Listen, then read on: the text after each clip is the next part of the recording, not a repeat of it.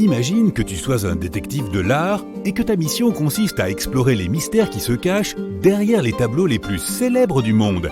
On parle des œuvres de Léonard de Vinci, Michel-Ange ou encore Picasso. N'oublie pas ta loupe, car ton aventure est sur le point de commencer. La première ville sur ta liste est Rome. Après avoir dégusté de délicieuses pâtes, tu te diriges vers la chapelle Sixtine, qui abrite le plafond le plus célèbre du monde. As-tu déjà entendu dire que Michel-Ange avait peint les fresques en étant allongé ? Ce n'est qu'un mythe. En réalité, le peintre a créé un système complexe de plateformes lui permettant de peindre debout. Tu es en train d'admirer la création d'Adam, qui est la fresque du milieu. L'artiste italien était connu pour sa connaissance précise de l'anatomie humaine. Les experts en art affirment que la partie droite du tableau est une représentation anatomiquement correcte d'un cerveau agrandi. Pour le vérifier, tu essaies de superposer une image de l'organe et de l'œuvre d'art. Cela semble correspondre. Le cervelet, le nerf optique et la glande pituitaire sont tous là. Même le truc flottant en forme de foulard vert semble correspondre à l'artère vertébrale.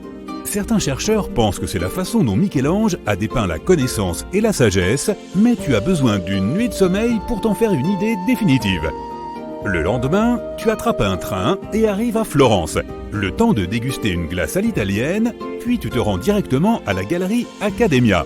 L'une des sculptures les plus célèbres du monde t'attend à l'intérieur, le David de Michel-Ange. Ce David est une merveille de marbre de 5 mètres de haut. Il a été sculpté pendant environ 3 ans. Le mystère qui l'entoure consiste à découvrir la véritable expression de la statue. En la regardant d'en bas, tu peux te dire que son visage est serein et paisible. Mais les historiens de l'art affirment que cette œuvre a été largement incomprise.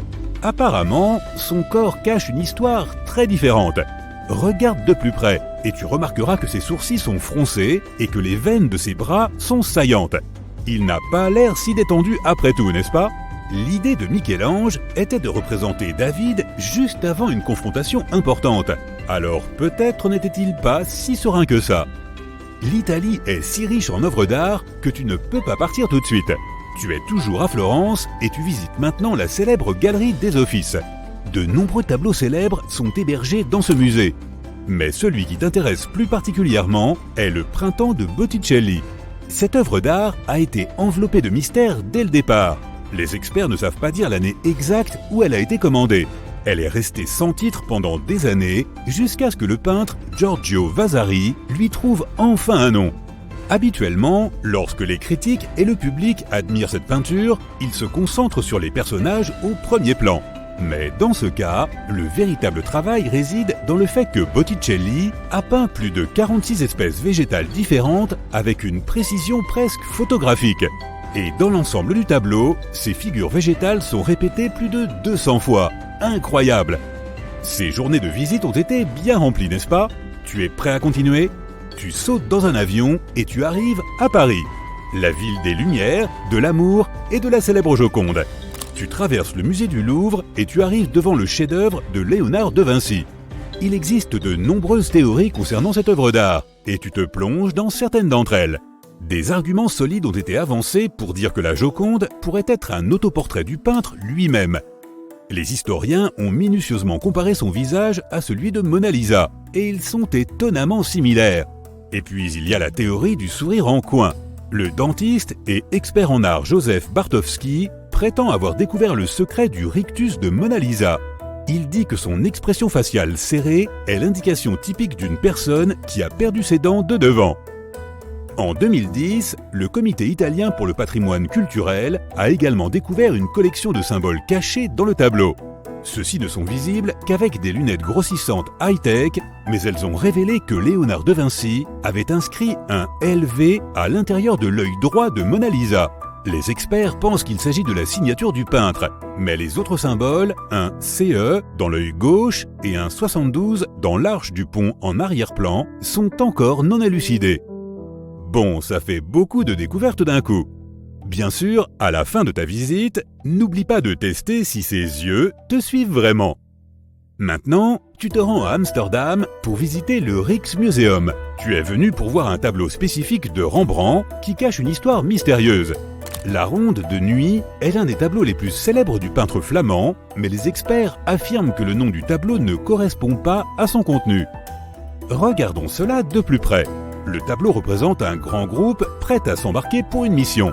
La technique de Rembrandt s'appelle le clair-obscur et met en évidence le contraste entre l'ombre et la lumière.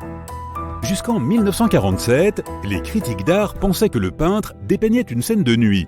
Mais lorsque le tableau a été débarrassé d'une épaisse couche de poussière, il est apparu clairement que la scène se passait en plein jour, avec le soleil qui tombe du coin supérieur gauche. Il est désormais trop tard pour changer son nom en Ronde de jour. Pendant ton séjour à Amsterdam, tu visites aussi un musée dédié à l'art de Vincent van Gogh. Savais-tu qu'il a peint plus de 900 tableaux pendant une période de seulement 10 ans ? Quoi qu'il en soit, le musée Van Gogh abrite la plus grande collection de peintures de tournesol que tu verras probablement de ta vie. En fait, presque toutes les peintures de Van Gogh présentent des teintes jaunes dominantes. Cette particularité de son art est peut-être le résultat de sa façon de voir le monde. Certains experts en art ont émis l'hypothèse que l'un des médicaments de Van Gogh a modifié sa perception des couleurs, lui faisant voir plus de jaune autour de lui. Bon, notre voyage continue. Le prochain arrêt sur ta liste est le Royaume-Uni, direction la National Gallery. Tu pourrais passer des heures à admirer le tableau Les époux Arnolfini de Jan van Eyck et ne rien voir qui sorte de l'ordinaire. Au premier plan, un couple se tient la main et regarde fixement le spectateur. Mais si tu zoomes sur le miroir accroché au mur, tu verras deux autres personnes dans la pièce. Les experts en art disent que le personnage masculin du tableau a les mains levées pour saluer ces deux personnes vues dans le miroir et que l'un des personnages est Van Eyck lui-même. Et ce n'est pas le seul filigrane que le peintre ait laissé. Au-dessus du miroir, tu verras sa flamboyante signature « Jan van Eyck était ici, 1434 ». En parlant de peintres qui laissent des indices de leur propre présence, le Caravage, le célèbre peintre italien de la Renaissance, a laissé un petit œuf de Pâques dans l'un de ses célèbres tableaux Bacchus. Celui-ci est un peu difficile à repérer. Dans la carafe à moitié remplie, dans le coin inférieur gauche du tableau, il y a un minuscule autoportrait du peintre lui-même caché dans le liquide. Pour voir l'image clairement, il faut l'aide d'une technologie sophistiquée ou au moins une loupe très efficace.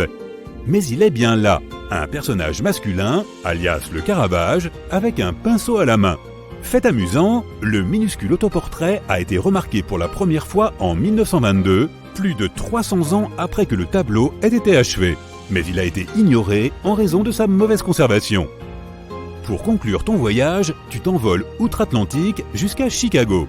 L'énorme collection de l'Art Institute abrite un tableau bien connu de Pablo Picasso, le vieux guitariste. Le secret de cette peinture est si bien caché qu'il faut aussi l'aide d'appareils à rayons X et de technologies super sophistiquées. Mais les résultats en valent la peine.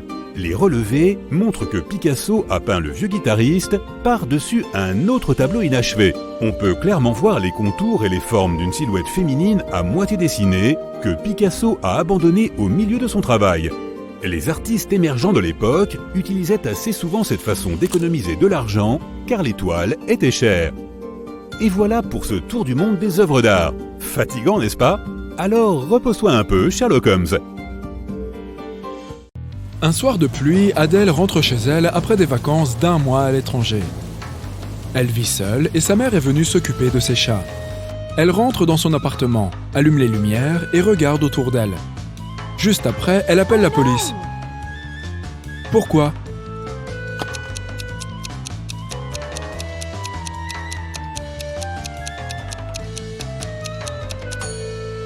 Regarde, il y a des traces de pas dans le couloir. Elles sont mouillées, ce qui signifie qu'elles sont récentes. Et ce ne sont pas celles d'Adèle puisqu'elle vient d'arriver. Il y a quelqu'un chez elle. Concentre-toi parce que j'ai une autre question pour toi. Madame Carpenter a 3 filles. Eva, Jane et Mia. Eva a le double de l'âge que Jane aura quand Mia aura l'âge qu'Eva a maintenant. Qui est la plus grande des 3 filles ? Et la plus jeune ?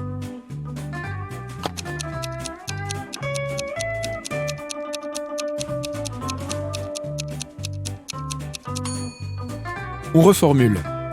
Dans le futur, Mia aura l'âge que Eva a aujourd'hui et Jane aura la moitié de cet âge.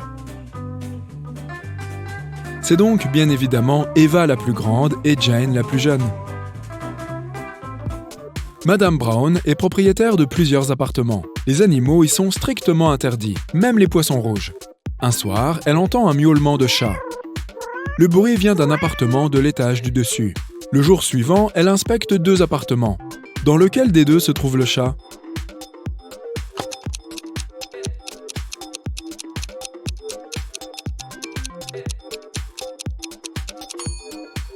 Regarde, il y a un panier pour chat dans le coin là.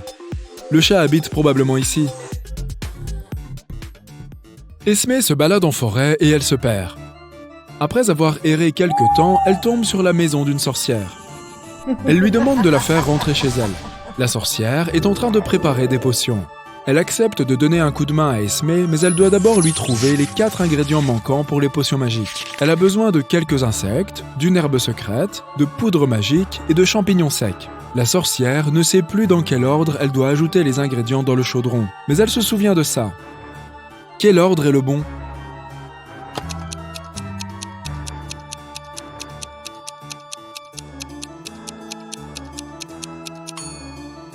Il reste 4 ingrédients à ajouter. La poudre doit être ajoutée avant 2 ingrédients minimum. Il faut donc l'ajouter en premier ou en deuxième. Mais puisque les champignons doivent être ajoutés avant la poudre, ils sont ajoutés en premier, suivis par la poudre magique. Ensuite, il faut y mettre les insectes, puis enfin les herbes secrètes. J'ai maintenant une mission pour toi. Un voleur vole des tableaux très célèbres dans tous les musées du monde. La police du monde entier est mobilisée pour retrouver les tableaux que le voleur cache dans plusieurs endroits différents. La police trouve sa première cachette. Chaque tableau est rangé dans une malle avec sa copie générée par une intelligence artificielle. Tu ne peux sauver qu'un seul tableau. Une fois que tu le sors de la malle, celle-ci explose avec le tableau restant. Tu dois faire attention à bien choisir le bon tableau du premier coup. Voici la première malle. Elle contient le très célèbre tableau de Edward Munch, Le Cri et sa copie. Quel est l'original ?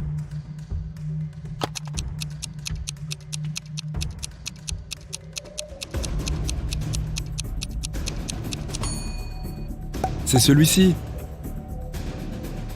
On passe à La Nuit étoilée de Vincent van Gogh. Quel est l'original ?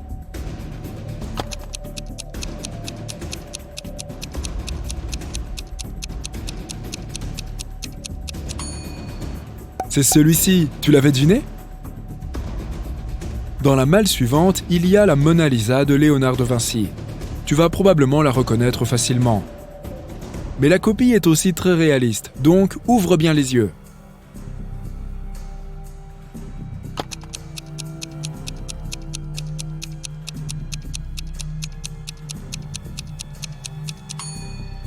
Oui, c'est bien elle, la vraie Mona Lisa. Elle peut enfin rentrer au Louvre.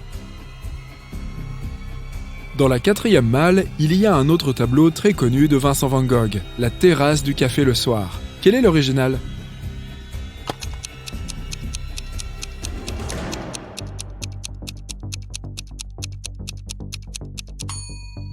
Le voici, tu as sauvé le bon tableau ?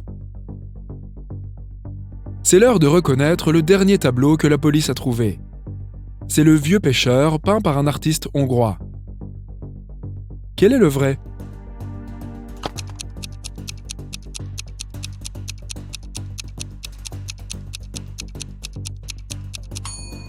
C'est celui-ci.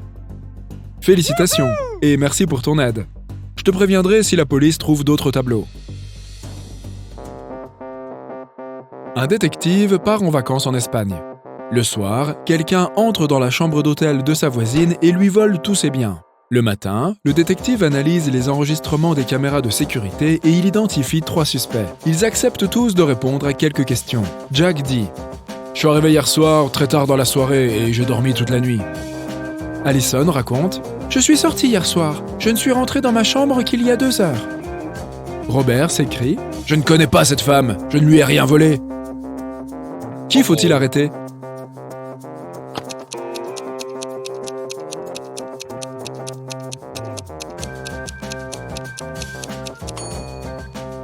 Jack. Il dit qu'il est arrivé hier soir tard. Mais où a-t-il pris ce coup de soleil ? Il n'y a pas de soleil la nuit. À mon avis, il est là depuis plus longtemps que ce qu'il dit. Elisa part se balader dans une forêt sombre. Elle tombe sur une vieille villa. Elle va bien évidemment voir à l'intérieur. Dès qu'elle entre, la porte se referme et se verrouille derrière elle. C'est une maison magique. Il y a 3 issues, mais elles ont toutes l'air dangereuses. Derrière la première porte, il y a des lasers avec des détecteurs de mouvement. Derrière la deuxième porte, le sol est fait de lave qui brûle absolument tout. Derrière la troisième porte, il y a un énorme dinosaure herbivore. Quelle est l'issue la plus sûre par laquelle Elisa devrait passer ?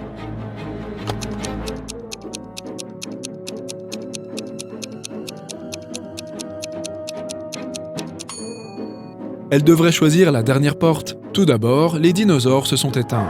Mais mettons qu'il en reste un derrière cette porte, il est apparemment herbivore. Il ne mange pas les humains. Anna se détend à la maison. Elle boit du thé en lisant un bon livre quand elle entend quelqu'un qui toque à sa porte. Elle va ouvrir. En face d'elle, il y a un homme qu'elle ne connaît pas. « Oh, désolé, j'ai dû confondre les étages. Je viens d'emménager. Désolé de vous avoir dérangé. » L'homme s'en va et Anna appelle immédiatement la police. Elle ne croit pas qu'il s'agisse d'une erreur. Pourquoi est-elle si suspicieuse ?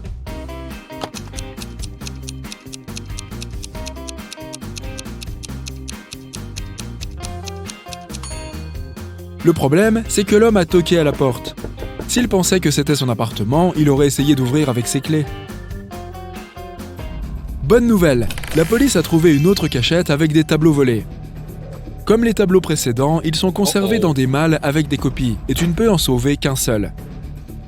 Tu es prêt à sauver du chef-d'œuvre ? Voici le premier. American Gothic par Grant Wood. Quel est l'original ?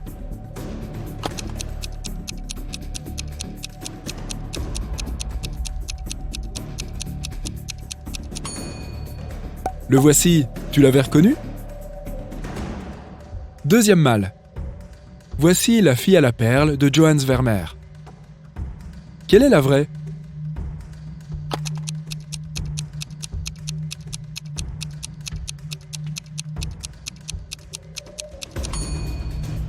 La voici. On connaît tous très bien le tableau suivant. C'est La persistance de la mémoire de Salvador Dali. Il a été volé au musée d'art moderne de New York et il faut le ramener. Mais c'est lequel ?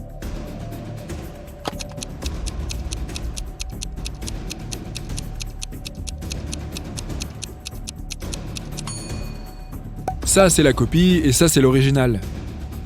Tu avais bien choisi ? Il ne nous reste plus que 2 tableaux.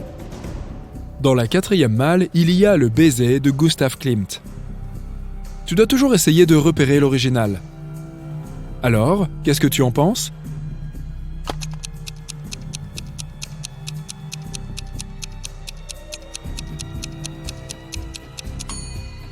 Évidemment, c'est celui-ci. Dernier tableau à sauver. Le très mystérieux carré noir de Malevich. Quel est l'original ?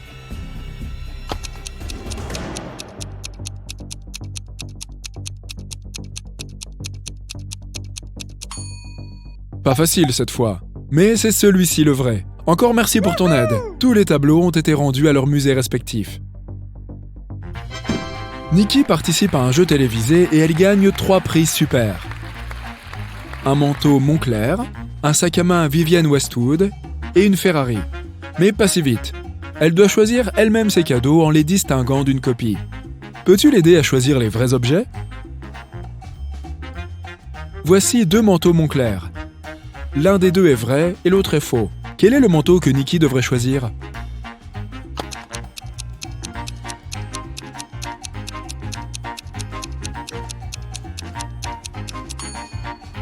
Celui-ci, c'est le seul avec le vrai logo.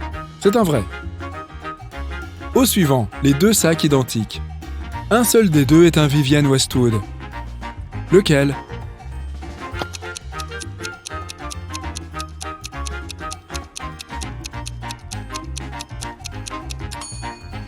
Celui-ci avec le bon logo. Enfin, la Ferrari.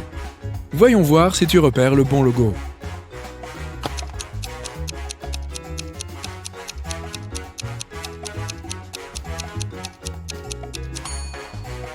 Oui, c'est celle-ci. Bien joué.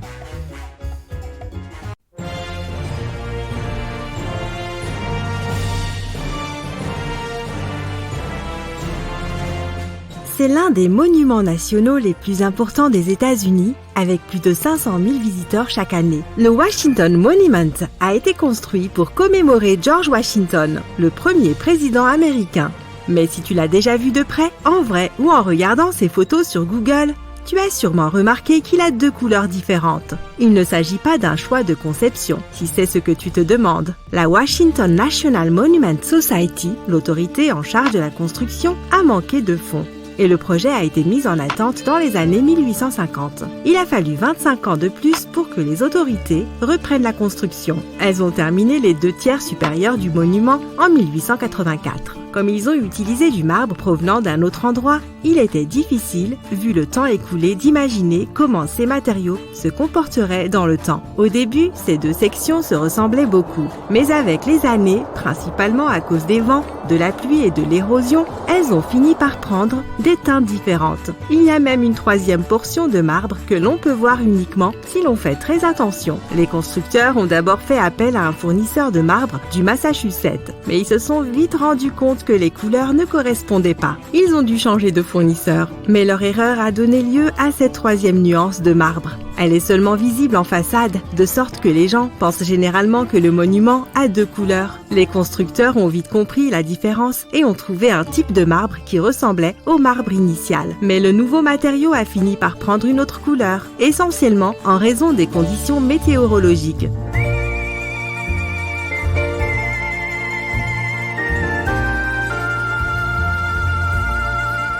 Tu fais partie de ces personnes qui aiment passer leur temps libre sur Pinterest ou Instagram à la recherche de leur prochain voyage? Alors tu connais sûrement une petite ville italienne appelée Cinque Terre. La raison pour laquelle elle est si populaire parmi les photographes et les globetrotters, ce sont ces bâtiments peints de couleurs vives qui viennent contraster joliment avec les eaux cristallines de l'océan. Ces maisons se déclinent dans un large éventail de couleurs, du vert au jaune en passant par le rose vif. Il n'est donc pas étonnant que cet endroit connaisse un tel succès. Il ressemble plus à une peinture qu'à un lieu réel sur Terre. Mais pourquoi ces maisons sont-elles si colorées? Selon les légendes locales, les pêcheurs avaient l'habitude de peindre leurs maisons de différentes couleurs afin de pouvoir les repérer rapidement depuis leur bateau lorsqu'ils rentraient de la mer. Certains bâtiments ont une couleur si particulière que la loi interdit à leurs propriétaires de la modifier. C'est le cas de la ville rose, autrement connue sous le nom de Jaipur en Inde. Elle compte de nombreux bâtiments dans différentes teintes de rose, du rose pâle au fuchsia. Cette coloration impressionnante date des années 1800. La rumeur veut que le Maharaja indien de l'époque, Sawai Ram Singh, ait voulu accueillir le prince Albert lors de sa visite. Il a donc littéralement peint toute la ville en rose. Ce qui bien sûr pose la question de savoir pourquoi il a choisi le rose et pas une autre couleur. Et il s'avère que cette teinte était destinée à insinuer subtilement l'idée d'un lieu accueillant ou d'un lieu d'hospitalité. Jaipur n'est pas la seule ville monochrome au monde. Son homologue bleu est situé au Maroc. Elle s'appelle Chefchaouen. Certains habitants disent que la ville est peinte en bleu pour symboliser la belle couleur de la mer Méditerranée. D'autres considèrent que peindre sa maison en bleu leur permet d'avoir plus de fraîcheur lorsqu'il fait chaud. On prétend même que peindre une maison en bleu peut aider à éloigner les moustiques. Les gens pensent que cette teinte ressemble aux vagues de la mer, ce qui n'est pas exactement un endroit désirable pour les insectes si on y pense.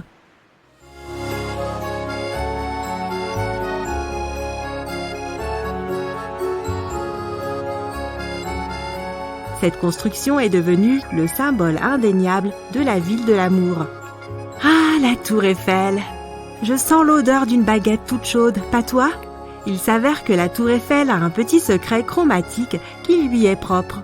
Ce célèbre monument français est peint en marron de nos jours, mais il n'a pas toujours été de cette couleur.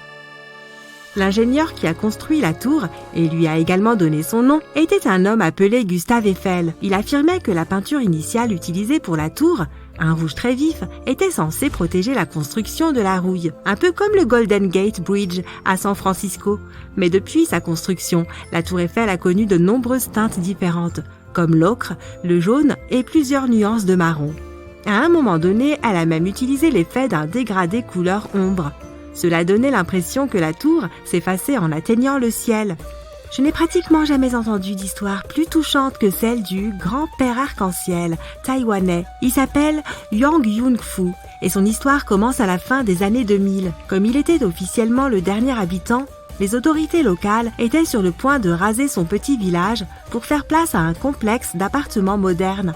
Pour faire face à sa tristesse, l'homme a commencé à peindre les murs des maisons de son village. Il a commencé par des dessins d'oiseaux, de chats et finalement de personnes. En 2010, un étudiant de l'université locale a découvert par hasard cette démarche artistique. Et tout a changé. Grâce à une campagne de collecte de fonds, ce petit village attire désormais un nombre impressionnant de touristes chaque année, plus d'1 million. Il n'est pas étonnant que les autorités locales aient fini par renoncer à leur projet immobilier. Puisque nous parlons de joli design, il existe une bibliothèque qui ressemble vraiment à une étagère géante. Non, ce n'est pas une scène tirée d'un film fantastique. Quelqu'un l'a réellement construite. L'une des façades de la bibliothèque publique de Kansas City ressemble à une rangée ordinaire de livres alignés sur une étagère. En fait, ce n'est pas vraiment ordinaire, car les livres font 8 mètres de haut et 2,8 mètres de large chacun. Il n'est pas nécessaire d'être un fan de livres pour avoir envie d'aller voir ça. Le plus grand panier du monde n'est pas destiné aux gros chats, c'est en fait un immeuble. Et oui, il existe un bâtiment qui a la forme d'un panier. Tu peux le trouver à Newark, dans l'Ohio. Il a été initialement construit pour servir de siège à la Longaberger Company, un producteur américain de paniers en bois fabriqués à la main. Il est également reconnu par les professionnels comme l'un des exemples les plus connus d'architecture mimétique. Il s'agit d'un type de conception dans lequel les bâtiments sont construits pour imiter leur fonction ou leur objectif. Le bâtiment couvre 16 700 mètres carrés. Sa construction a coûté environ 30 millions de dollars et a été achevée en 1997. Avec 7 étages et un atrium central, il possède également un plafond en verre qui laisse entrer la lumière naturelle. Cet immense panier est également surmonté de 2 poignées en acier. Elles sont équipées d'éléments chauffants qui les empêchent de geler. Elles protègent également l'atrium en verre situé juste en dessous de toute glace qui pourrait y tomber pendant la saison hivernale. À Darmstadt, en Allemagne, se trouve un complexe d'immeubles résidentiels construit dans les années 1990. Baptisé Waldspiral, il présente un design magnifique ainsi qu'une histoire intéressante. Le nom se traduit littéralement par spirale forestière. Cela pourrait faire référence au plan du bâtiment, ainsi qu'au fait que son toit est vert. Mais pas seulement en couleur. Ce bâtiment en forme de spirale possède une forêt impressionnante sur son toit avec des érables et des tilleuls. Cette construction unique a été achevée en 2000. Elle compte 105 appartements et plus de 100 fenêtres, chacune d'entre elles ayant une forme et une taille particulière. Avec 12 étages à son point le plus haut, le bâtiment abrite également un café et un bar. Une autre caractéristique intéressante, chaque coin de la construction est arrondi. Si tu visites un jour la ville de Rotterdam, aux Pays-Bas, ne rate pas les maisons cubes. Ces bâtiments uniques sont situés au-dessus du niveau du sol, sur un pont piéton à proximité du centre-ville et de la station de métro Rotterdam Black. Au XXe siècle, la ville de Rotterdam a subi des dommages. C'est pourquoi, plus tard, elle est devenue le centre d'intérêt de nouvelles conceptions architecturales avant-gardistes. L'architecte néerlandais Piet Blom a commencé à concevoir des logements fonctionnels qui pouvaient également laisser de la place aux piétons au niveau du sol. L'idée de ces maisons lui est venue d'éléments simples, comme les forêts et les arbres. Chaque maison est placée sur un pylône hexagonal, une construction faite de béton et conçue pour ressembler au tronc d'un arbre. Chacun de ces pylônes comporte un escalier qui mène à des espaces de vie bien espacés.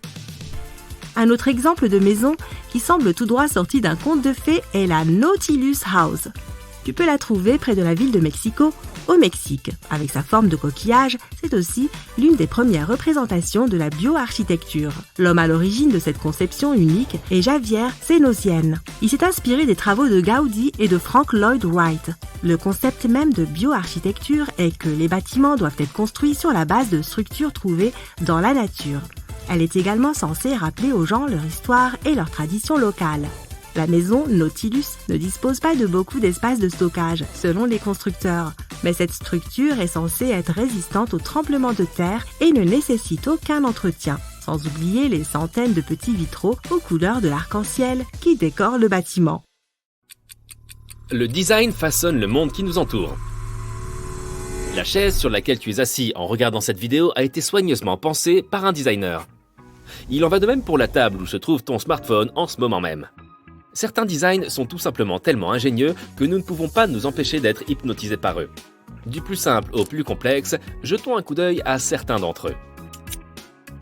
Organises-tu ta bibliothèque par genre, par ordre alphabétique ou par couleur de couverture ? Je trouve que l'ordre alphabétique donne à ta maison une ambiance de bibliothèque, même si tu utilises ces petites étagères qui ressemblent à des branches. En général, les auteurs n'inscrivent leur nom de famille que sur le dos du livre, pour que les utilisateurs puissent le localiser plus facilement. Mais le concepteur de ce livre de Ray Bradbury a eu une idée intelligente. Il a remarqué que le nom Ray est contenu par le nom de famille Bradbury, et a imprimé les lettres R, A et Y dans des couleurs différentes sur le dos.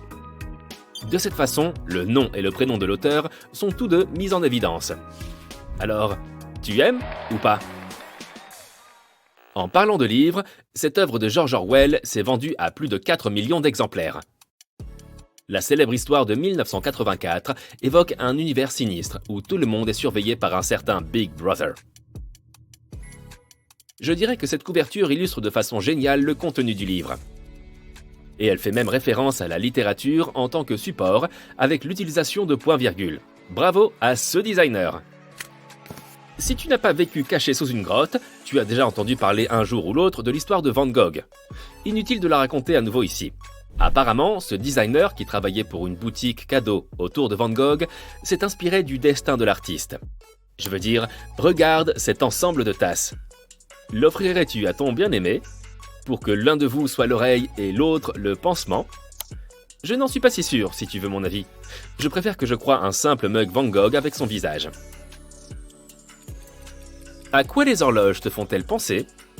Peut-être que tu penses directement au coucou de ta grand-mère, comme moi. Je n'aurais jamais dit que Bruce Lee serait une bonne idée pour une pendule.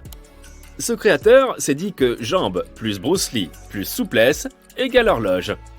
Quelle drôle d'idée. Je veux dire que ça marche pour certaines heures, mais pas pour toutes. Sans aucun doute, pas toutes. Le design peut également être utilisé comme un outil de sensibilisation. Il y a tellement d'exemples de superbes campagnes de marketing. Et je dirais que celle-ci était plutôt ingénieuse. Jette-y un coup d'œil avant que je ne te donne le contexte. Peux-tu deviner sa raison d'être? Les premières syllabes qui se répètent te donnent-elles des indices? Il s'agit d'une publicité pour lutter contre la discrimination à l'égard des personnes qui bégaient, réalisée par la Fondation néerlandaise du bégaiement en 2021. Sympa, hein? En lice, pour le prix du meilleur panneau d'affichage, il y a ce morceau de publicité pour l'adaptation de Dracula par la BBC. Tu sais ce qu'on dit, les vampires n'aiment pas apparaître en plein jour. Ces concepteurs ont donc utilisé la lumière naturelle en leur faveur. Alors que le soleil se couche et que la lune brille dans le ciel, on commence à voir une ombre se former. Et tu l'as deviné, l'ombre du visage de Dracula apparaît. Je veux dire, waouh! Lorsqu'on achète de la papeterie, cela fait ressortir l'enfant qui sommeille en chacun de nous. Stylos, crayons, gommes, nous les adorons. Mais qu'en est-il de l'idée de ce designer de transformer une gomme ordinaire en mont Fuji? Le plus beau, c'est que c'est interactif. Si tu n'utilises que les côtés, ta gomme se transformera en un rien de temps en cette magnifique montagne. Je sais qu'il faut être intelligent pour jouer aux échecs. Mais ce jeu édité par un designer complique encore un peu les choses. En 1923, le designer Joseph Hartwig a créé le jeu d'échecs Bauhaus. Ici, aucun cheval ne ressemble à un cheval et aucune reine ne porte de couronne. Au lieu de cela, les pièces en bois ont été conçues pour mettre en valeur les directions dans lesquelles elles peuvent se déplacer au cours d'une partie. Ce n'est pas 100% exact cependant. Les pions ne peuvent se déplacer que vers l'avant et ils ne sont représentés que par un rectangle. Pas évident de se repérer du coup. Nous entrons dans l'ère des objets intelligents. Les télévisions intelligentes, les voitures intelligentes et les réfrigérateurs. Mais c'est la première fois que je vois une carte de visite intelligente. Si tu es avocat spécialisé dans les divorces, inspire-toi peut-être de l'idée de ce type. Préfabrique ta carte de telle sorte que tu puisses déjà la diviser en deux. Une moitié pour un conjoint et une moitié pour l'autre. Et les deux parties comportent toujours ton numéro de téléphone, juste pour être sûr que l'un d'entre eux deviendra ton client. Il y a des propriétaires d'une galerie qui ont pour voisin un magasin de skate et une boucherie. Je ne sais pas qui a pensé à cette solution, mais ça le fait, non? C'est un skateboard en forme de morceau de viande. Bien sûr, c'est bizarre, mais bravo à ceux qui ont osé y penser. Ok, aide-moi un peu ici. Existe-t-il un mauvais design? Et dirais-tu que ce panneau de signalisation en est un exemple? Les utilisateurs semblent penser qu'il est trop pollué visuellement. D'autres n'ont même pas compris ce qu'il défendait. Il s'agit d'un panneau en faveur du vélo, soit dit en passant. Je veux dire que j'aime bien l'idée de cette personne, mais en pratique, je dirais qu'elle n'a pas fonctionné. L'impressionnisme était une période de l'histoire de l'art où les peintures utilisaient des petits coups de pinceau pour représenter leur sujet. En regardant cette image de loin, tu pourrais penser qu'elle est un peu pixelisée. Mais cette marque de lunettes a porté cette idée à un autre niveau. Apparemment, si tu utilises leurs lunettes, tu verras le monde avec un tout nouveau regard. Malin, hein? Et en parlant d'art, je dirais que le concepteur de cette affiche a probablement mis du temps à créer celle-ci. Everything, Everywhere and All at Once fait partie de ces films qui font travailler ton cerveau pour suivre l'intrigue. Et les personnages. Et toutes les couleurs. Je dirais que ce concepteur a réussi à donner vie à l'essence du film. Et toi, qu'en penses-tu? Ok, il n'y a que peu de choses qui sont plus ennuyeuses que les tuyaux d'évacuation. Du point de vue esthétique, bien sûr. Leur conception est généralement simple et répétitive. Sauf qu'au 19e siècle, les architectes étaient assurément accros aux dragons. Alors, ils ont fait un tas de bâtiments avec des tuyaux d'évacuation comme celui-ci. Tu en verras beaucoup si tu vis en France. Et je dois dire qu'ils sont géniaux. Fan de Harry Potter, que pensez-vous d'une lampe de chevet en forme d'écusson de Poudlard, accompagnée d'une baguette télécommandée? Je crois que ce que je préfère, c'est la baguette. J'en ai toujours voulu une. Bravo à celui qui a eu cette idée ingénieuse. Un porte-couteau qui ressemble à un requin blanc prêt à attaquer sa proie. Oui, c'est ça, cela existe. Et c'est très astucieux. Je veux dire que les couteaux se coordonnent parfaitement pour ressembler à la mâchoire ouverte d'un requin. En plus, le design est mignon.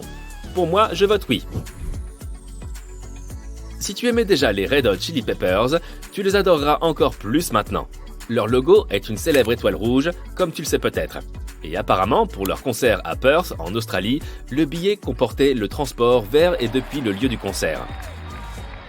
Le designer a donc utilisé le symbole de l'étoile rouge comme route pour annoncer cette information. C'est l'un de ces cas adorables où l'art et la musique rencontrent la vie réelle et en font un carton. L'une des règles de base du marketing est la suivante. Tu dois bien connaître ta clientèle. Je suppose que cette publicité pour un matelas ne fonctionnerait pas n'importe où dans le monde. Mais elle convient parfaitement au Colorado. Au cas où tu n'aurais pas saisi la référence, la neige fraîche est souvent appelée la poudreuse. Et il faut avoir passé une bonne nuit de sommeil pour en profiter. Dans une galaxie très lointaine, je plaisante. Dans notre propre galaxie, Volkswagen a inventé l'une des voitures les plus aimées de tous les temps, la coccinelle. Et qui savait que cette version ressemble exactement à Dark Vador? Pauvre Luke, il va continuer à voir le visage de son père absolument partout. Alors, connais-tu d'autres designs de génie que nous n'avons pas montrés ici? Dis-le nous. T'es-tu déjà demandé à quoi ressembleront les bâtiments du futur? Accroche-toi bien, car l'intelligence artificielle entend bien révolutionner le monde de l'architecture. L'IA est un allié de poids. Elle peut donner aux architectes d'incroyables outils novateurs afin de créer des structures à couper le souffle, qui ne sont pas seulement surprenantes, mais aussi efficaces que respectueuses de l'environnement. Voyons donc à quoi pourrait ressembler notre avenir proche. Tout d'abord, tu sais que les grandes villes peuvent être congestionnées, voire carrément oppressantes, n'était-ce pas? Eh bien, devine quoi? L'IA est là pour rattraper la situation et accroître l'efficience de nos métropoles. Imagine que tu pilotes ta voiture volante. Et oui, ça aussi c'est possible. Grâce à l'IA, la circulation est fluide. Fini les embouteillages interminables. La ville sait où se trouvent les lieux les plus propices aux infractions et prend les mesures qu'elle estime nécessaires pour assurer notre sécurité. C'est comme avoir un justicier à chaque coin de rue. Oublie les ordures qui s'accumulent. L'IA veille à ce que les déchets soient gérés efficacement, ce qui permet à notre ville de rester propre. L'intelligence artificielle peut agir comme un urbaniste tentaculaire, capable d'optimiser tout, ce qui concerne la circulation, la sécurité et l'élimination des déchets. Elle peut analyser des monceaux de données provenant de toutes sortes d'endroits, comme les capteurs qui nous entourent et les réseaux sociaux. Grâce à toutes ces informations, elle peut aider la municipalité à prendre les meilleures décisions afin d'accroître notre confort. Tu te promènes dans la rue et tes yeux sont instantanément captivés par un bâtiment extraordinaire. Ce courbe et ses caractéristiques futuristes le distinguent de tous les autres. Il ne se contente pas d'attirer ton attention d'ailleurs, il semble également être en harmonie avec la nature. Tu penses sans doute qu'il a été conçu par un architecte de génie, mais tu es loin de te douter qu'il s'agit en fait d'une collaboration entre l'homme et l'intelligence artificielle. Imagine que tu es un ami concepteur hyper connecté, capable de te proposer des milliers d'idées de construction incroyables en un temps record. C'est ce que font les logiciels de conception assistés par l'IA pour les architectes. Ils peuvent générer et évaluer une multitude d'options de conception, en prenant en compte des éléments tels que les meilleurs matériaux à utiliser et l'emplacement idéal du bâtiment. En outre, en analysant les données et en opérant tous les calculs, les algorithmes peuvent aider à optimiser la conception du bâtiment. Ils peuvent le rendre capable de minimiser sa consommation d'énergie, de conserver l'eau et de gérer les déchets comme un pro. Chaque bâtiment s'efforce ainsi de réduire ses coûts, d'économiser l'électricité et de promouvoir un monde plus sain. Le résultat ? Des chefs d'œuvre d'architecture qui sont à la fois d'une beauté époustouflante et extrêmement pratiques. Le paysage urbain du futur sera constellé de ces structures impressionnantes. Oh, mais ce n'était pas assez impressionnant pour toi ? Que dirais-tu d'un étonnant bâtiment futuriste qui semble défier les lois de la gravité ? Il n'est pas fait de briques ou de mortier traditionnels. Oh que non ! Cette merveille a été créée grâce au pouvoir de l'impression 3D. Avec l'aide de l'IA, les architectes ont conçu chaque détail et fourni toutes les données importantes, comme les matériaux à utiliser et l'impact des conditions du site sur la structure. Les algorithmes de l'IA ont opéré leur magie afin d'en optimiser la conception, la rendant à la fois d'une beauté à couper le souffle et d'une solidité à toute épreuve. L'impression 3D revient à disposer d'une machine magique, capable de créer des structures ahurissantes tout droit sorties d'un film de science-fiction. Et l'IA intervient pour s'assurer que ces structures ne soient pas seulement belles, mais aussi robustes. Dans la ville du futur, l'impression 3D deviendra l'outil ultime des architectes.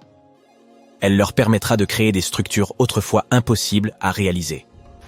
Les possibilités sont infinies, qu'il s'agisse de formes hallucinantes ou de détails complexes. Mais l'IA ne se contente pas d'embellir les bâtiments, elle les rend également confortables et efficaces. Imaginons que tu entres dans un immeuble de bureau futuriste, et tada! Les lumières s'adaptent automatiquement à ton humeur et la température est réglée à ta convenance. Ces bâtiments futuristes sont capables de détecter et de réagir à leur environnement, exactement comme tu le fais. Ils contrôlent l'éclairage pour qu'il soit adapté à l'heure de la journée. Ils gèrent la température pour qu'elle soit toujours agréable. Ils gardent même un œil sur la sécurité et règlent les petites tracas avant qu'ils ne se transforment en gros maux de tête. Ainsi, le bâtiment intelligent sait quand les gens vont et viennent, et il optimise la consommation d'énergie en conséquence, ce qui permet d'économiser de l'argent pour le bien de la planète. Ce qui est génial, c'est que ce ne sont pas là les seules possibilités. Que dirais-tu de transformer les gratte-ciel en une forêt verticale ? Récemment, un architecte indien s'est enthousiasmé des possibilités offertes par l'intelligence artificielle. Il a donc décidé de faire équipe avec une intelligence génératrice d'images appelée Midjourney, afin de produire une vision de l'avenir. Au lieu d'un monde ennuyeux et robotique, il a plutôt cherché à créer quelque chose de spectaculaire. Avec des textes tels que « technologie utopique » et « tour futuriste », l'architecte et l'IA se sont mis au travail. Et devine ce qui s'est passé ? Midjourney ne l'a pas déçu. Le programme a imaginé un monde où les bâtiments étaient recouverts de forêts verticales, luxuriantes et ornées de formes inspirées de la nature. L'objectif était de visualiser un avenir durable en harmonie avec l'environnement. L'architecte, Manas Bhatia, est donc très optimiste quant au potentiel de l'IA. Il ne la considère pas comme une menace pour son travail, mais comme un puissant outil de changement. Il imagine un avenir où les architectes et l'IA collaboreront pour créer des designs à couper le souffle.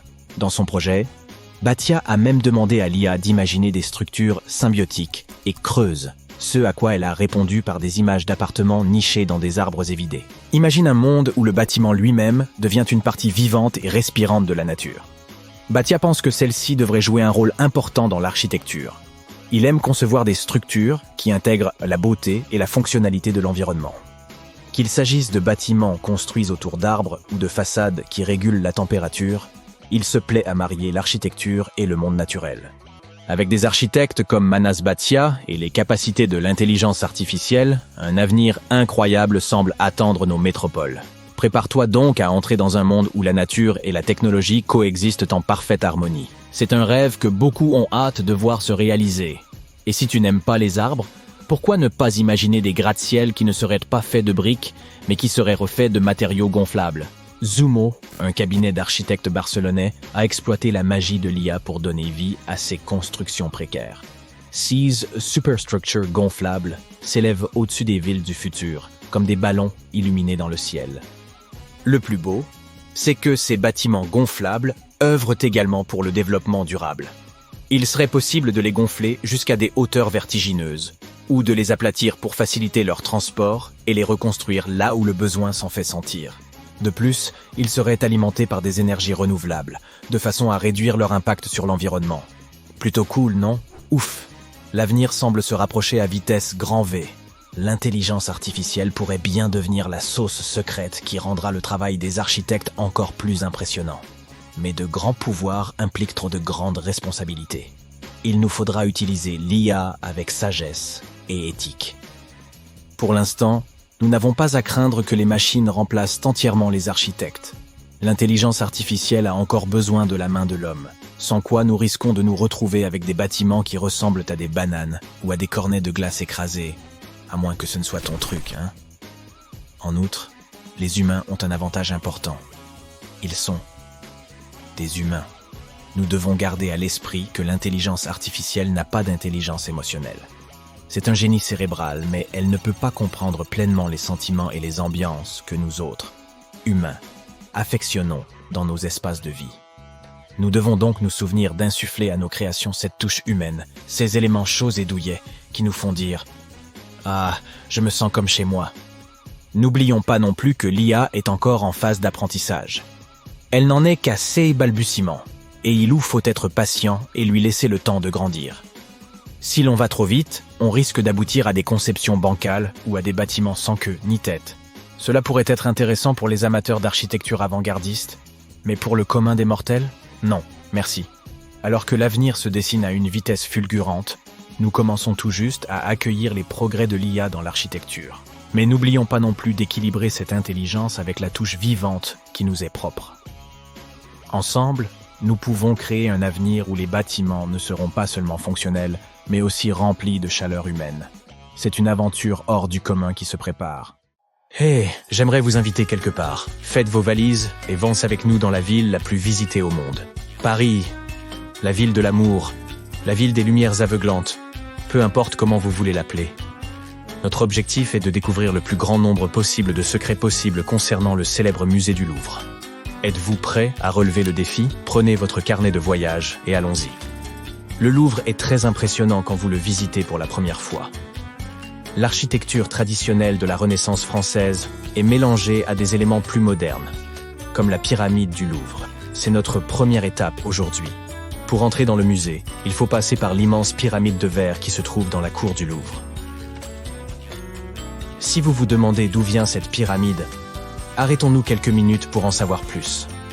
La pyramide du Louvre n'est pas là depuis le début. En effet, le bâtiment principal du Louvre, le Palais du Louvre, date de 1190. Mais avant de ressembler à ce que vous voyez aujourd'hui, cet endroit était un château. Plein de douves, de donjons, mais pas de dragons, puisqu'ils ne sont pas réels, malheureusement. Bref, le palais a été commandé par le roi de France Philippe II. D'ailleurs, une partie du Louvre médiéval est toujours visible dans le sous-sol du musée. Historiquement, le Louvre n'est devenu un musée que très récemment. En 1793, après la Révolution française, la nation a décidé que ce bâtiment servirait à exposer la précieuse collection d'art de la France. Ce n'est que dans les années 1980 que l'idée de la pyramide de verre est apparue.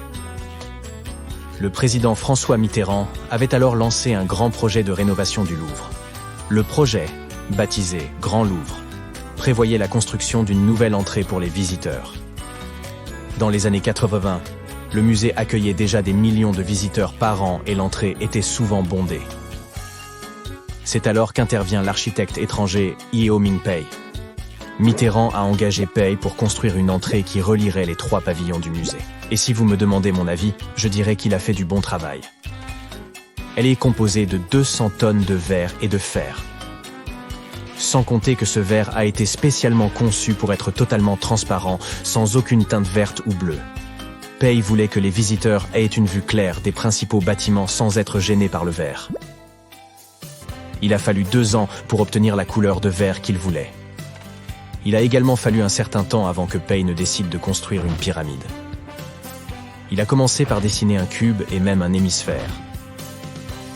Mais comme le bâtiment original n'avait pas de courbe, cela aurait rendu la pièce de la cour trop hors contexte. Il a donc décidé de construire une pyramide, inspirée de celles en Égypte. Après tout, Le Louvre possédait une immense collection d'objets égyptiens anciens, donc c'était plutôt logique, non? Enfin, ce n'est qu'une simple supposition. Le fait est que les Français sont assez critiques, et lorsque la pyramide du Louvre a été achevée en 1988, elle s'est retrouvée au cœur d'un débat très animé. Une partie de l'opinion publique étant troublée par la modernité de la construction. Aujourd'hui, les gens prennent toutes sortes de selfies bizarres avec la pyramide. Mais à l'époque, les habitants du quartier déclaraient que l'architecture moderne n'avait rien à voir avec le style Renaissance du Louvre, ni même avec l'histoire du bâtiment. Certains disaient même que la pyramide n'était pas assez française. Oups. En faisant la queue pour entrer au Louvre, on ne peut s'empêcher de se demander comment les gens font pour nettoyer cette immense pyramide de verre. Il s'agit en effet de pentes en verre, ce qui ne semble certainement pas être une mince affaire. Au début, l'administration du musée engageait des alpinistes pour l'escalader et la nettoyer. Et d'ailleurs, cela arrive encore parfois de nos jours, lorsque le robot construit pour ça n'arrive pas à nettoyer toutes les taches sales sur le verre. Je ne plaisante pas, la pyramide du Louvre est nettoyée par un robot. Vous savez ce qu'on dit. Le futur, c'est maintenant. Une fois que vous aurez descendu l'escalator, vous remarquerez que cette impressionnante pyramide que vous preniez en photo à l'étage a une face inversée en bas. Elle sert de puits de lumière au carrousel du Louvre, galerie marchande souterraine et hall d'entrée du musée. Et, regardez, il y a même un Apple Store. Au musée, vous aurez le choix entre 3 ailes, Richelieu, Sully et Denon. Je vous propose de commencer par Denon. Vous comprendrez pourquoi dans un instant. Saviez-vous que le Louvre expose environ 3,5 000 œuvres d'art? D'ailleurs, il est pratiquement impossible de tout visiter en une journée. Si vous êtes un amateur d'art, vous devrez forcément revenir. On dit que, pour y voir toutes les œuvres d'art, en consacrant environ 30 secondes à chacune d'entre elles, il faudrait visiter le Louvre plus de 100 fois. Et c'est sans compter les pauses toilettes et déjeuner. Vous voyez le tableau, n'est-ce pas? Le musée est immense. Ainsi, il faut marcher environ 10 minutes pour aller de l'entrée du hall au tableau le plus célèbre du Louvre. La Joconde. Mais comme vous êtes arrivé tôt, vous avez réussi à prendre de bonnes photos de ce chef-d'œuvre de Léonard de Vinci, fait peu connu. La Joconde a été volée. Le tableau a été volé pendant la nuit par un homme appelé Vincenzo Perugia. Il était employé du musée et les enquêteurs pensent qu'il a dormi à l'intérieur du Louvre pour réaliser ce que l'on appelle le plus grand vol de tableaux du XXe siècle. Apparemment, le lendemain matin, Vincenzo est simplement sorti du musée avec la Joconde cachée parmi ses affaires. La Joconde a disparu pendant près de 2 ans, jusqu'à ce qu'elle soit retrouvée en Italie. Qui sait, peut-être a-t-elle apprécié le voyage de retour dans son pays d'origine. Si vous êtes féru d'histoire de l'art, vous savez peut-être que la Joconde fait l'objet de nombreuses théories. Le tableau est entouré de mystères, c'est un fait. D'aucuns estiment que la Joconde pourrait être un autoportrait de Léonard de Vinci lui-même. Des historiens ont comparé le visage de Vinci et celui de la Joconde. Et devinez quoi? Ils semblent se ressembler de manière frappante. Par ailleurs, une étude réalisée en 2010 par le Comité italien pour le patrimoine culturel a révélé qu'une collection de symboles était cachée dans le tableau. Ceux-ci ne sont visibles qu'à l'aide de lentilles grossissantes hautement technologiques. Mais ils ont montré que Léonard avait inscrit un LV à l'intérieur de l'œil droit de Mona Lisa. Les experts pensent qu'il s'agit de la signature de Vinci. Mais les autres symboles, un CE dans l'œil gauche et un 72 dans l'arche du pont de l'arrière-plan, restent un mystère. Mais assez parlé de la Joconde. Rendons plutôt maintenant dans l'aile Sully du musée. Sur le chemin, on voit des gens assis devant des tableaux avec un carnet de dessin ou même une toile. Est-ce autorisé? Oui. C'est une caractéristique très intéressante du musée du Louvre. Le musée abrite une école d'art appelée École du Louvre. Et les étudiants de cette école, ainsi que d'autres institutions parisiennes, peuvent obtenir des autorisations pour s'asseoir devant les tableaux et les copier. Les jeunes artistes prometteurs peuvent ainsi apprendre directement à la source. Ils copient des œuvres de Renoir, Monet ou Poussin, en essayant de comprendre les techniques utilisées par ces peintres. Est-ce que je peux m'inscrire, s'il vous plaît?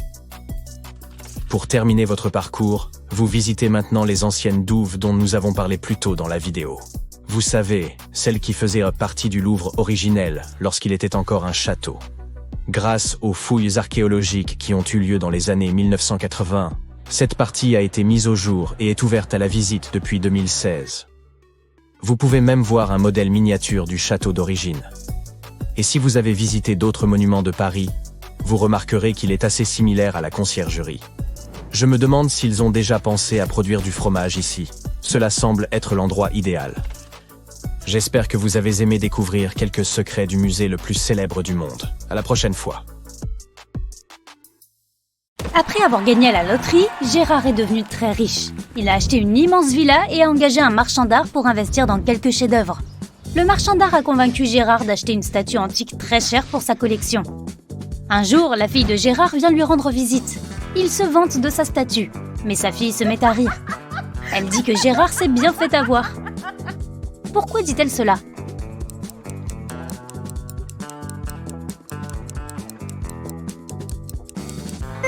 Il y a une petite gravure sur la statue.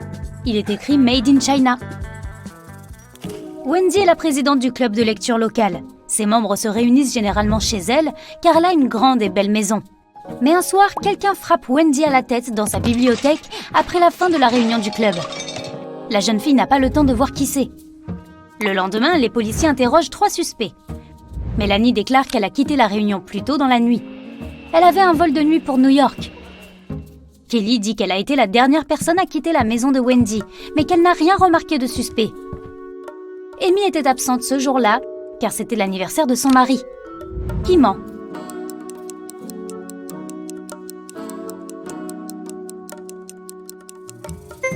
Mélanie ? Si elle avait un vol pour New York, pourquoi n'y est-elle pas en ce moment ? Jette un coup d'œil à ce champ. Y vois-tu quelque chose de bizarre ?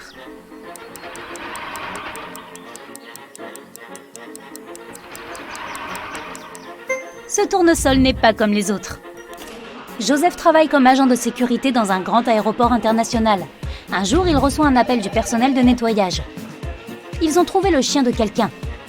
Joseph doit découvrir qui est le propriétaire du chien. Jette un coup d'œil à ses passagers. Peux-tu identifier le propriétaire du chien parmi eux ?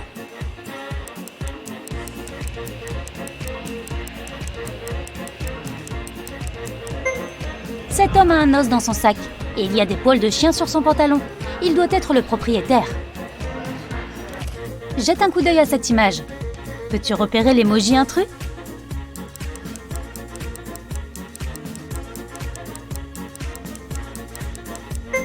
Ce perroquet a des ailes différentes. Julien a récemment été embauché comme assistant dans une galerie d'art. Un matin, il reçoit une grosse livraison. 5 tableaux rares du Moyen-Âge. Julien appelle immédiatement son chef et lui dit que 2 des 5 tableaux sont faux. Comment l'a-t-il su ?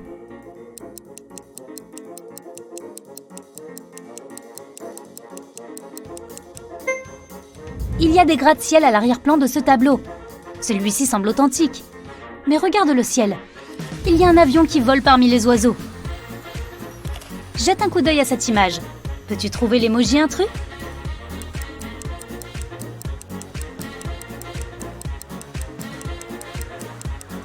Ces 2 garçons ici. Après un long voyage en voiture, Lily arrive enfin au lieu de mariage de son amie. La nourriture a l'air très appétissante et Lily est affamée. Elle se dirige donc vers le buffet, mais soudain, les lumières s'éteignent et Lily s'évanouit. Elle se réveille le lendemain avec un terrible mal de tête, comme tous les autres invités. Aucun d'entre eux ne se souvient de la façon dont la fête s'est terminée. Regarde ces 2 images. Elles ont été prises avant et après l'extinction des feux. Peux-tu deviner ce qui s'est passé à la fête ?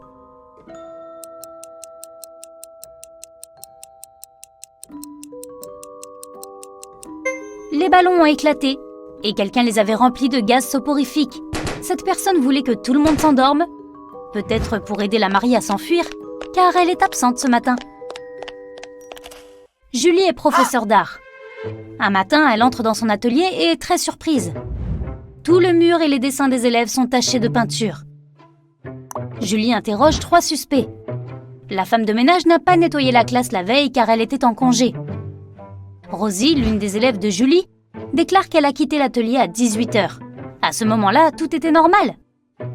Un autre étudiant, Eric, avoue qu'il a emmené sa petite amie au studio pour lui montrer ses tableaux. Mais ils sont partis vers 20h. Qui est coupable de ce désordre ?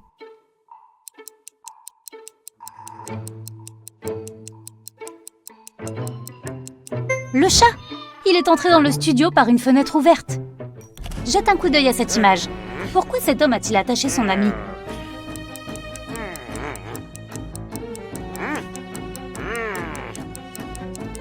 C'est la pleine lune. Son ami a commencé à se transformer en loup-garou et l'homme a eu peur. Deux hommes essaient d'attirer l'attention d'Hélène en lui montrant à quel point ils sont riches. Le premier homme lui envoie un selfie de lui près d'un jet privé. Et le second envoie une photo de lui portant un uniforme de pilote et pilotant un jumbo jet. Qui a le salaire le plus élevé?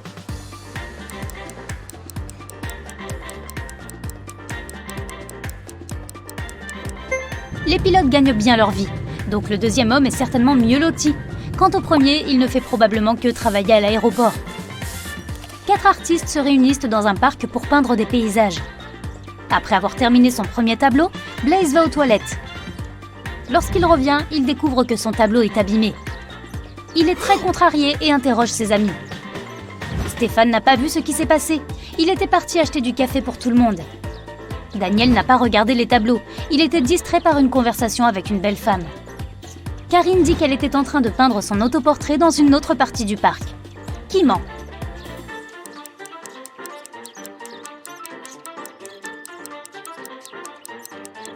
Karine, si elle était en train de peindre, pourquoi sa toile est-elle vierge? Séverin a eu une journée difficile à l'université. Il décide donc de se détendre et va dans son restaurant préféré avec d'autres étudiants. Sam, Julie et Julie commandent chacun un cappuccino.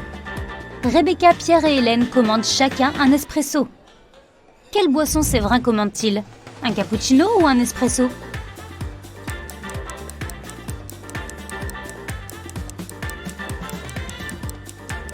Un espresso. Séverin a 2 lettres E dans son prénom, tout comme Rebecca, Pierre et Hélène. Peux-tu repérer quelque chose de bizarre sur cette image?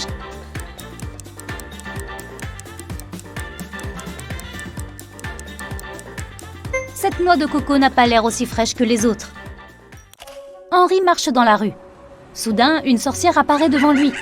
Elle ouvre un portail, attrape Henri et l'emmène dans son château. Henri lui demande de le laisser partir, mais la sorcière répond « Maintenant, tu vas me servir pour toujours !» Henri a un carnet et un stylo dans sa poche. Il propose un marché à la sorcière. « Si j'écris ton poids dans ce carnet, me laisseras-tu partir ?» La sorcière est très intriguée et accepte. Henri écrit quelque chose et elle doit le laisser partir. Qu'a-t-il écrit?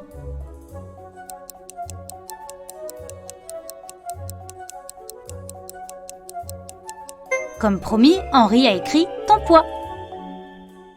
Peux-tu deviner de quelle nourriture il s'agit?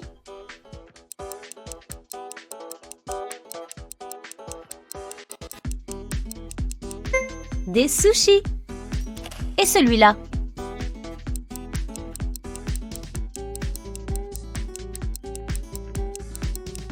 Du chocolat chaud. Augmentons un peu la difficulté. Peux-tu deviner le plat grâce à ces émojis?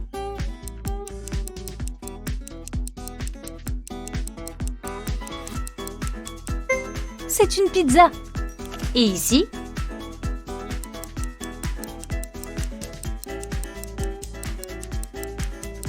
C'est un cheeseburger. Peux-tu deviner la nourriture grâce à ces émojis?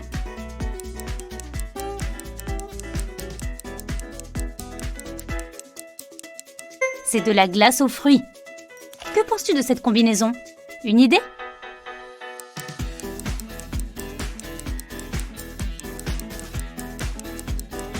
Eh oui, ce sont des frites. Au suivant. Tu l'aimes probablement beaucoup.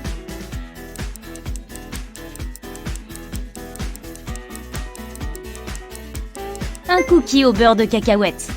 Et que dis-tu de cette combinaison?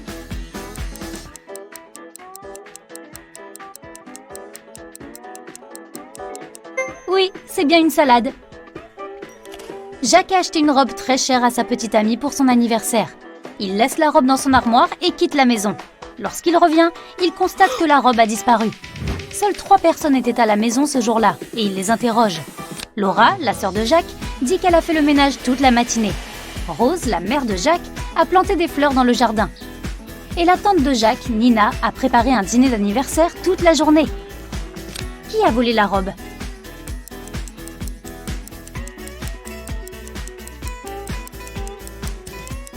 C'était la mère de Jacques.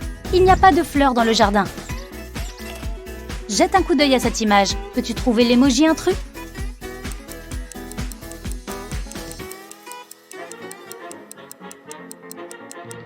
Celui-là. Un jour, Monsieur Bleu, Monsieur Rouge et Monsieur Blanc se retrouvent pour dîner. Lorsqu'ils enlèvent leur veste, Monsieur Bleu attire l'attention des autres sur le fait que chacun d'entre eux porte une chemise dont la couleur est différente de celle de leur nom de famille. L'homme à la chemise blanche a l'air surpris mais dit « Oui, Monsieur Bleu, c'est vrai. Peux-tu trouver la couleur de chemise de chacun des 3 hommes ?»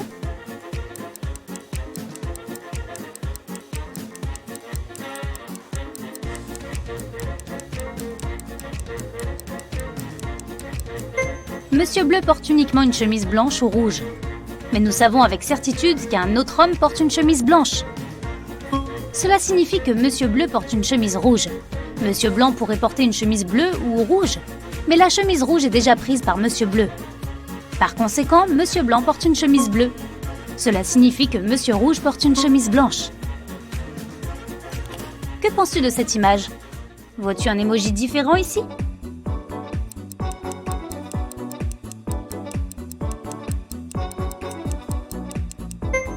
Celui-là. Jessica est une célèbre marchande d'art. De nombreux peintres rêvaient de travailler avec elle. Un jour, elle entre dans un cours d'art et remarque un superbe paysage. « Waouh! Qui a peint ce chef-d'œuvre » demande-t-elle. 3 artistes s'approchent d'elle. Chacun prétend être l'auteur du tableau. Peux-tu aider Jessica à identifier le véritable auteur?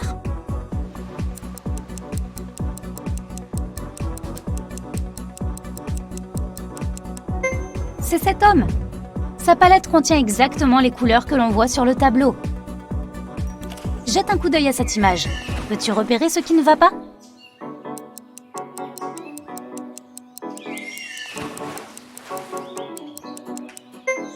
Les dauphins ne nagent pas dans les lacs.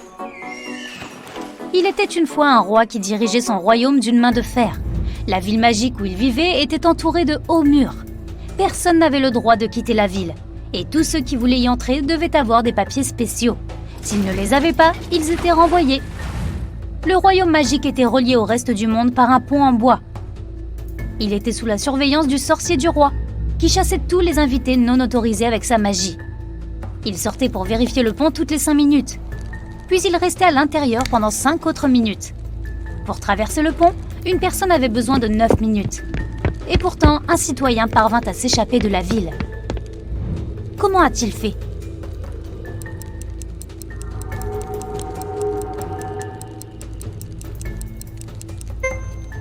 L'homme a marché sur le pont pendant environ 5 minutes pendant que le magicien était à l'intérieur.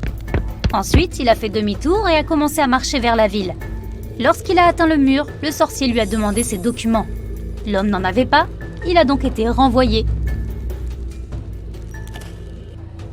Marie est critique d'art. Un jour, elle décide de se rendre dans un restaurant chic, célèbre pour sa collection d'art unique. Marie s'assoit et commence à étudier les tableaux accrochés au mur. Lorsque la serveuse s'approche de sa table, Marie demande quel âge ont ces tableaux. La serveuse répond qu'ils n'ont que des œuvres d'art du XVIIIe siècle dans leur restaurant. Marie quitte l'endroit immédiatement et rédige une critique furieuse sur leur site web. Menteur! Pourquoi?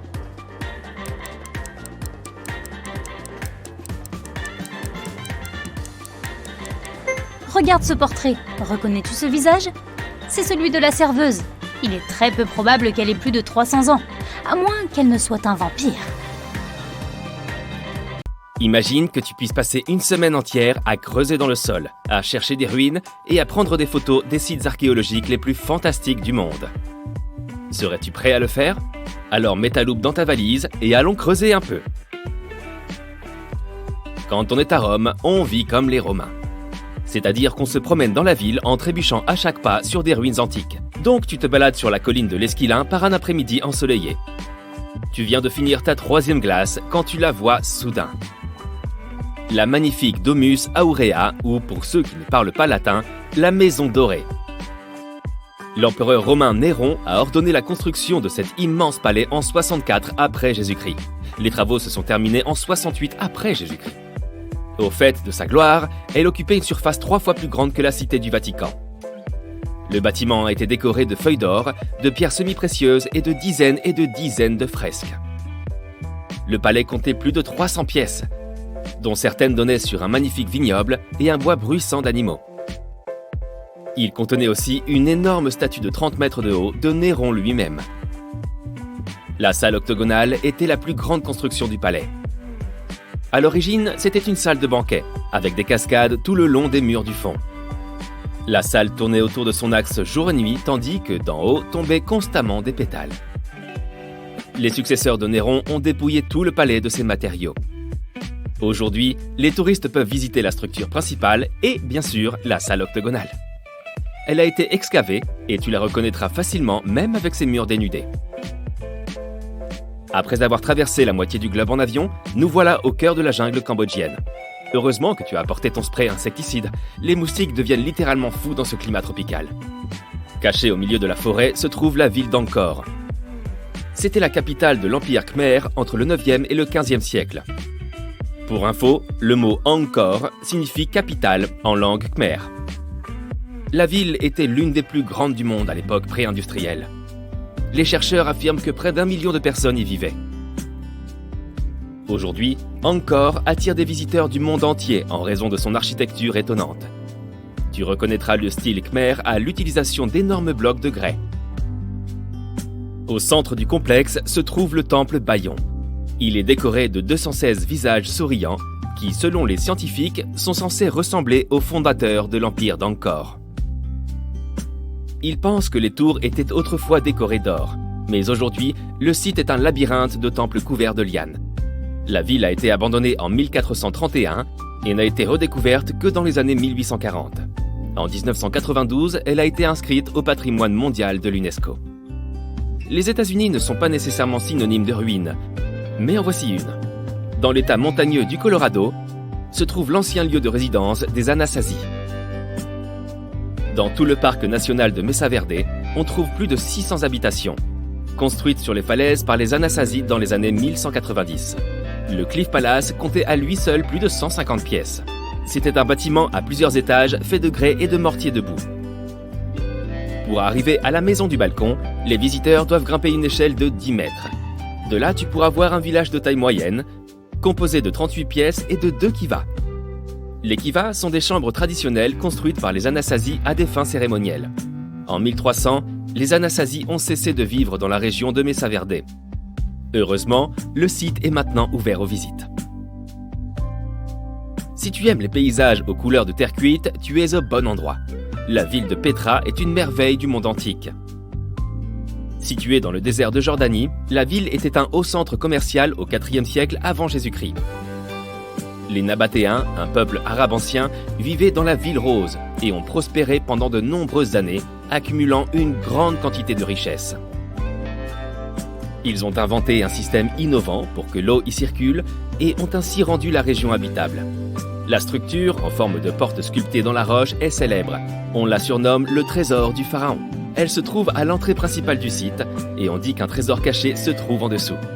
Au début des années 2000, le site a été nommé l'une des 7 nouvelles merveilles du monde.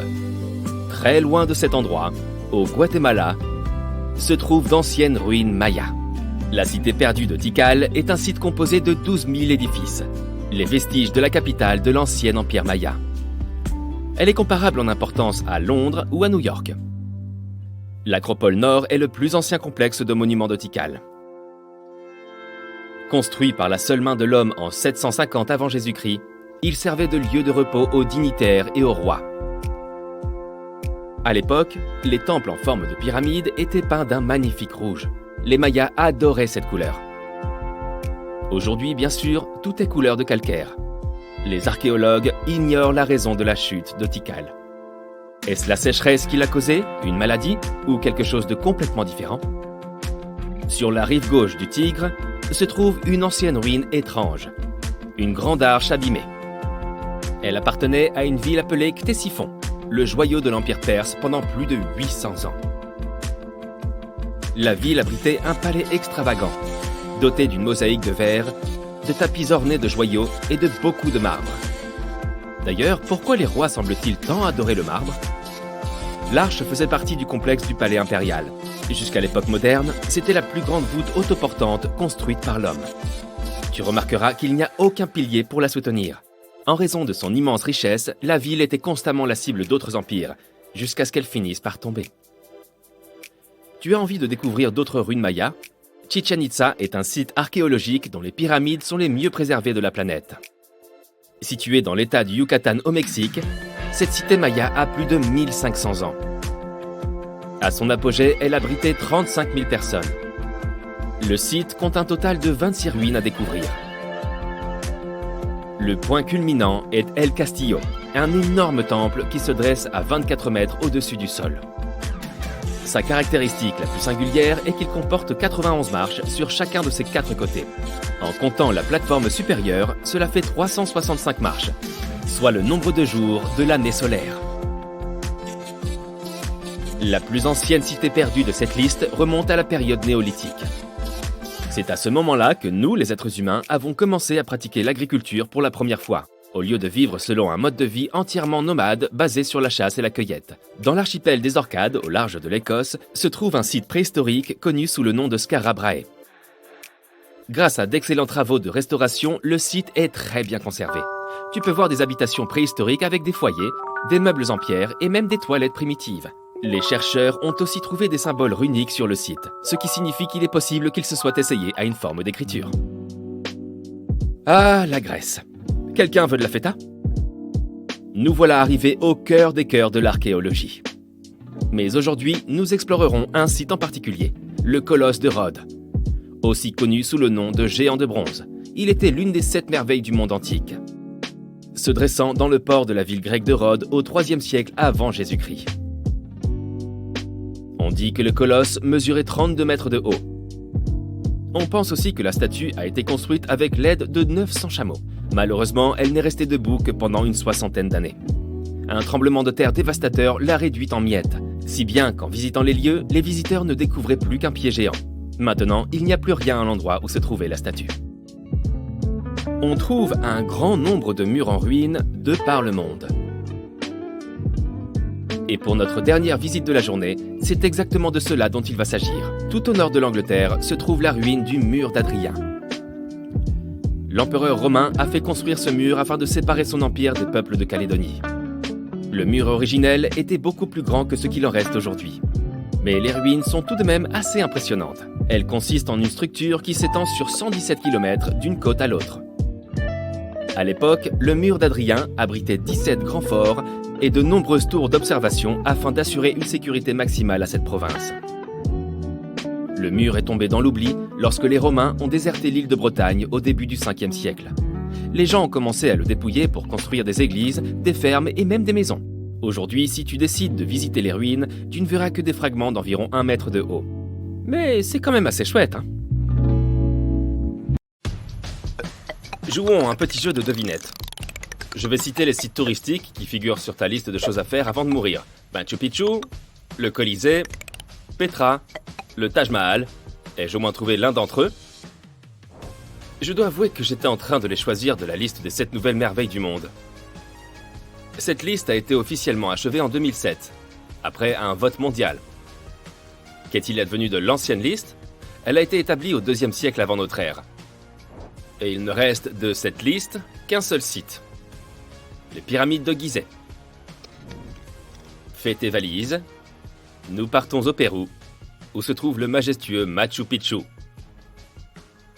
Lorsqu'il a été découvert en 1911, son explorateur pensait avoir trouvé la cité perdue des Incas. Plusieurs décennies plus tard, il s'est avéré qu'il ne s'agissait pas de la même ville. En outre, 3 familles de fermiers y vivaient encore, de sorte qu'on ne pouvait pas vraiment parler de cité perdue et oubliée. Il n'est pas étonnant qu'on s'y plaise tant. Les pierres qui composent les bâtiments sont taillées avec une telle précision et s'emboîtent si étroitement qu'il est impossible d'y glisser une carte de crédit. Cela a permis à la ville d'échapper à de graves tremblements de terre qui sont fréquents à cet endroit. Les bâtiments dansent sous l'effet des secousses et se remettent en place. Et grâce à la façon dont ils sont disposés, tu peux voir le soleil se lever ou se coucher juste derrière les pics principaux. Les jours importants pour les Incas. Plus de la moitié, 60% de toutes les constructions du Machu Picchu ont été réalisées sous terre, de sorte qu'on ne peut même pas les voir. Le plus beau, c'est qu'il reste encore des choses à découvrir si tu veux inscrire ton nom dans l'histoire. Notre prochaine étape se situe dans la péninsule du Yucatan, au Mexique. Le puissant Chichén Itzá se dresse ici depuis plus de 1500 ans. La structure comporte exactement 365 marches. Tu pourras les compter lors de ta prochaine visite, si tu ne me fais pas confiance. Les Mayas, qui ont construit l'ensemble, étaient passionnés d'astronomie. Il n'est donc pas surprenant qu'ils aient construit autant de marches qu'il y a de jours dans l'année. De plus, si tu te trouves ici au moment de l'équinoxe de printemps ou d'automne, tu remarqueras que les ombres projetées par le soleil couchant donnent l'impression qu'il y a un serpent qui descend les marches. Le serpent à plumes était l'une des principales divinités de l'ancien Mexique. Chichén Itzá a été un centre urbain très actif. Il a connu des hauts et des bas. Et à l'arrivée des Espagnols, au XVIe siècle, il était pratiquement abandonné. Les premières photos que nous avons de l'endroit datent de la fin du XIXe siècle. On dirait que la pyramide en terrasse était beaucoup plus végétalisée en 1892. La seule source d'eau douce dans ce climat sec était constituée par les cénotes, ou dolines remplies d'eau. Il y a 4 cénotes visibles, et la pyramide du temple se trouve probablement au sommet d'un autre cénote. Les archéologues recherchent des tunnels pour y pénétrer. Pour voir notre prochaine merveille, tu dois être prêt à partager avec environ 15 000 autres. C'est le nombre de personnes qui visitent chaque jour la statue du Christ Rédempteur. La statue se trouve au-dessus de la montagne Corcovado et pèse environ 635 tonnes. Il n'a pas dû être facile de la soulever jusqu'ici. En fait, elle a été livrée en plusieurs parties. Un sculpteur français, Paul Landowski, a réalisé plusieurs pièces de la future sculpture en argile. La tête et les mains ont été réalisées en taille réelle, et le corps a été agrandi sur place. Les parties de la statue ont été découpées en cubes, puis coulées dans du béton et assemblées. Les ouvriers préparaient le ciment sur place et transféraient tous les outils par un petit chemin de fer à crémaillère que les touristes utilisaient pour monter la colline. La statue est la meilleure preuve que la foudre frappe plus d'une fois au même endroit. C'est sans doute à cause de sa position au sommet de la montagne que ses doigts, sa tête et ses sourcils ont été endommagés par les tempêtes. Il est temps de passer à autre chose. Cette fois, nous allons à Agra, en Inde. Oui, pour voir le Taj Mahal. Cette belle construction rose.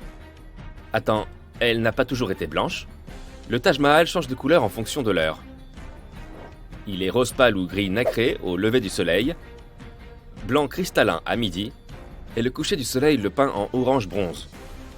Le soir, il peut même sembler d'un bleu translucide. Et ce n'est pas la seule illusion d'optique. Lorsque l'on se dirige vers la porte principale, le bâtiment semble gigantesque. Mais plus on s'en approche, plus il paraît petit. Les minarets, ou tours, des deux côtés, peuvent sembler parfaitement droits.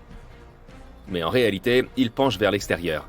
C'est une question d'équilibre esthétique, mais aussi pour éviter que les tours ne tombent sur le bâtiment principal en cas de tremblement de terre. Pour une construction achevée au XVIIe siècle, le Taj Mahal a l'air comme neuf. C'est parce qu'il bénéficie régulièrement d'une journée de spa. On lui applique un véritable masque de boue pour le visage, qui est une recette traditionnelle pour conserver son éclat. J'ai un petit creux à cause de tous ces voyages. Et si on allait en Italie manger des pâtes? Je plaisante. La vraie raison serait de voir le Colisée, bien sûr. Son nom d'origine était l'amphithéâtre Flavien, car il a été construit par la dynastie des Flaviens. Le nouveau nom vient probablement de la statue colossale en bronze de l'empereur Néron qui se trouvait autrefois à côté de l'édifice. Le molosse de la statue était le colosse de Rhodes. Au cours de ses presque 2000 ans d'existence, le Colisée a subi au moins 3 grands incendies et 4 tremblements de terre. Il a été endommagé, réparé et reconstruit à de nombreuses reprises. L'impressionnante construction accueillait autrefois jusqu'à 80 000 spectateurs. Ce qu'ils ont vu n'était pas nécessairement aussi cruel que Hollywood nous l'a fait croire. La plupart des combats de gladiateurs étaient soumis à des règles strictes. Parfois, le public se lassait du spectacle et les participants sortaient de l'arène. Lorsque le Colisée a cessé d'être une arène pour ses spectacles effrayants, il a servi de cimetière, de lieu de culte, de logement, d'atelier pour les artisans et les marchands, de siège d'un ordre religieux et de château fortifié. Aujourd'hui, il est ouvert au public et tu peux découvrir son labyrinthe souterrain. Es-tu prêt pour la prochaine merveille? Il s'agit de la cité perdue de Petra, ou plutôt la ville redécouverte, qui était autrefois très riche et dynamique, puis a été abandonnée et retrouvée en 1812. La ville entière est faite de grès, et bien qu'elle soit située dans le désert, elle a connu des pluies assez fortes. Malgré tout, elle a perduré pendant 2000 ans grâce à des ouvriers très qualifiés. Le balayage laser moderne a montré qu'ils ont placé des marches géantes dans la montagne pour vérifier la qualité de la roche et tailler les bâtiments sans risquer leur vie. Et comment les hommes ont-ils survécu dans ce désert sans eau? Les Nabatéens qui vivaient ici ont mis au point tout un système de conduits, de barrages et de citernes pour s'assurer d'avoir assez de liquide vital pour toute l'année. Si tu es en mode Indiana Jones, il te reste encore beaucoup à découvrir à Petra. Les archéologues estiment que nous ne connaissons aujourd'hui que 15% de la ville et que le reste est encore caché sous terre. Terminons notre visite par le plus grand ouvrage construit par l'homme au monde. Oui, il s'agit de la Grande Muraille de Chine. Elle s'étend sur plus de 21 196 km, de la mer de Bohai à l'est jusqu'au désert de Gobi à l'ouest. Mais ne te fie pas aux mythes populaires. Tu ne verras pas vraiment la muraille depuis la Lune. Il a fallu plus de 2000 ans pour l'achever, et une bonne quantité de matériaux de construction, principalement des briques et des blocs de pierre taillés. As-tu déjà gravé ton nom sur un arbre ou pire encore sur un lieu célèbre? Ne t'inquiète pas, je ne le dirai à personne. Les gens qui ont construit le mur ont fait de même. Certaines des briques, qui datent essentiellement de la dynastie Ming, comportent des données telles que le lieu de production, le nom de la famille de la brique et les responsables. Il s'agit d'une forme de contrôle de la qualité. Si quelque chose arrivait à l'une des briques, il serait facile de trouver le responsable. As-tu déjà vu un gratte-ciel qui peut changer de forme? Les créateurs de la FNF Tower à Panama avaient une idée et seulement 50 millions de dollars, ce qui n'est pas beaucoup pour bâtir un gratte-ciel. Ils ne pouvaient donc se permettre aucune erreur, et ils ont réussi dès leur première tentative à construire une structure dont les 39 étages supérieurs tournent de 9 degrés autour d'un axe, sans gaspiller ni leur temps ni leurs matériaux. Une fois terminée, la Dynamic Tower de Dubaï sera différente à chaque fois que tu poseras les yeux sur elle. Chacun de ces 80 étages tournera individuellement de 360 degrés autour de l'axe du bâtiment. Ces heureux résidents pourront contrôler cette rotation et donc choisir la vue qu'ils auront de leurs fenêtres. Un tour complet devrait prendre environ 90 minutes. Et non, la tour ne consommera pas énormément d'électricité, car elle en produira elle-même. Des éoliennes entre les étages alimenteront les rotations. Si tu as toujours rêvé de vivre à l'intérieur d'un jeu vidéo, réserve un appartement dans le King Power Mahanakhon. Ce gratte-ciel pixelisé de la hauteur de la Tour Eiffel est le plus haut bâtiment de Thaïlande. Il doit son aspect à ses fenêtres divisées horizontalement et verticalement. Il a fallu 5 ans pour terminer cette beauté qui compte plus de 200 appartements, un hôtel, des boutiques de luxe, des restaurants et l'un des panoramas les plus époustouflants au monde. Le Libyan International Building est agrémenté de l'une des plus hautes chutes d'eau artificielles de la planète. Mais ne t'inquiète pas, il ne l'allume que lors des grandes occasions et elle est alimentée par un mélange d'eau recyclée et d'eau de pluie. La première fois qu'on l'a mise en marche, les habitants ont cru qu'il s'agissait d'une énorme fuite d'eau. L'immeuble de bureau Cybertecture à Mumbai ressemble à un énorme œuf de verre et d'acier. L'idée était de créer un espèce de vaisseau qui, comme notre planète, posséderait son propre écosystème. Pour contrôler la chaleur à l'intérieur, ces architectes l'ont orienté de manière idéale, ont installé des pare-soleil et un système de refroidissement souterrain. Le Marina Bay Sands de Singapour ressemble un peu à Stonehenge, mais son architecte affirme que c'est un château de cartes qui l'a inspiré. Sa partie horizontale repose sur ses 3 parties verticales. Il abrite 3 hôtels de 55 étages avec restaurants, boîtes de nuit, jardins, boutiques, musées et cinéma. Sa partie supérieure est une piscine à débordement avec une vue splendide et une capacité d'accueil de 4000 visiteurs. Cette piscine se trouve à la hauteur du 57e étage et donne l'impression d'être indépendante de la structure. La maison dansante se démarque nettement de l'architecture traditionnelle de Prague. On a surnommé cet immeuble Fred and Ginger. Sa tour en pierre symbolise le célèbre danseur Fred Astaire et sa tour en verre, sa partenaire Ginger Rogers. Il y a même comme une touffe de cheveux au sommet de la tour Fred. 99 panneaux de béton soutiennent cette construction, tous de dimensions différentes. L'Umeda Sky Building, 2 fois plus haut que Big Ben, se compose de 2 tours de verre et d'acier situées au nord de la gare d'Osaka. Au sommet se trouve son observatoire, le jardin flottant.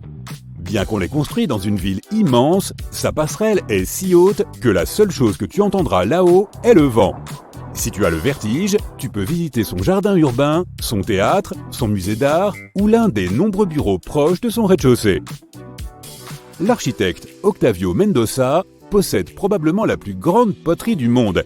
Si tu visites un jour la Colombie, demande aux habitants de t'indiquer la maison Pierre à Feu. Ils l'appellent ainsi pour une bonne raison. Son nom officiel est Casa Terracotta et son architecte n'a utilisé que de l'argile pour la construire. Il l'a laissé cuire et durcir au soleil, ce qui l'a transformé en une céramique solide. Les courbes du bâtiment sont en harmonie avec les collines environnantes. Tous les meubles à l'intérieur sont aussi faits d'argile. Mendoza est déterminé à travailler sur sa casa pour le restant de ses jours. Les artistes Denis Sullivan et Frances Conklin ont économisé de l'argent pendant 15 ans en sculptant de petits chiens de bois pour créer le projet de leur rêve. Le Dog Bark Parkin à Cottonwood est un beagle de 4 mètres qui se dresse fièrement dans sa prairie de l'Idaho. On trouve une chambre et un salon dans son corps et une deuxième chambre dans sa tête. Tu te demandes ce que ça ferait d'entrer à l'intérieur d'un immense tapis ? Moi non plus, mais le musée national du tapis en Azerbaïdjan vaut vraiment le déplacement. Tu y découvriras l'histoire de cet artisanat local dans ses moindres détails. C'est l'architecte autrichien Franz Jans qui a conçu ce bâtiment et il a fallu 6 ans pour le terminer. Le Basket Building dans l'Ohio ressemble à un vrai panier à provisions, sauf qu'il est 160 fois plus grand. Il possède même 2 poignées. Cet immeuble a servi de siège à la Longaberger Basket Company, puis a été vendu pour devenir un hôtel de luxe. Une baleine géante, un dirigeable, peux-tu deviner ce qui se trouve à l'intérieur de ce bâtiment de Graz en Autriche ? 2 architectes britanniques ont été désignés pour concevoir ce musée d'art. Cette construction biomorphique compte environ 1000 pièces de verre acrylique sur sa surface. La nuit, sa façade émet des signaux lumineux visibles de l'autre côté de la rivière. Et elle capte au nord la lumière du jour grâce à des hublots situés sur son toit. Elle possède aussi une plateforme d'observation. La demi-maison de Toronto, au Canada, a été construite à la fin du 19e siècle et faisait partie d'un ensemble de 6 maisons placées les unes à côté des autres. Lorsque des promoteurs ont voulu ensuite construire dans cette zone, tous les propriétaires ont accepté de déménager, sauf un. L'équipe de démolition a alors réalisé une véritable prouesse. Ils ont réussi à raser la maison voisine sans causer le moindre dommage à celle qu'on appelle aujourd'hui la demi-maison. Son mur extérieur blanc était autrefois porteur et divisait les chambres et les salons des 2 voisins. Un mauvais coup de pelleteuse et toute la construction se transformait en ruine. La Shell House à Isla Mujeres, au Mexique, se trouve au bord de l'océan et elle semble en sortir tant elle ressemble à un coquillage. Cette magnifique construction est même recouverte de coquillages provenant des plages voisines. Son architecte, Eduardo Ocampo, l'a conçue car il voulait avoir une maison unique en son genre où son frère pourrait venir le voir. Elle est aujourd'hui disponible à la location pour les touristes. Le Palais Bulle, situé non loin de Cannes, en France, a été conçu par un architecte hongrois et acheté par Pierre Cardin. Si tu disposes de quelques millions d'euros, tu peux acquérir cette belle propriété. Tu auras 10 chambres-suites décorées par des artistes contemporains, ainsi que des jardins, des bassins, une piscine et un auditorium extérieur de 500 places avec une vue imprenable sur la baie de Cannes.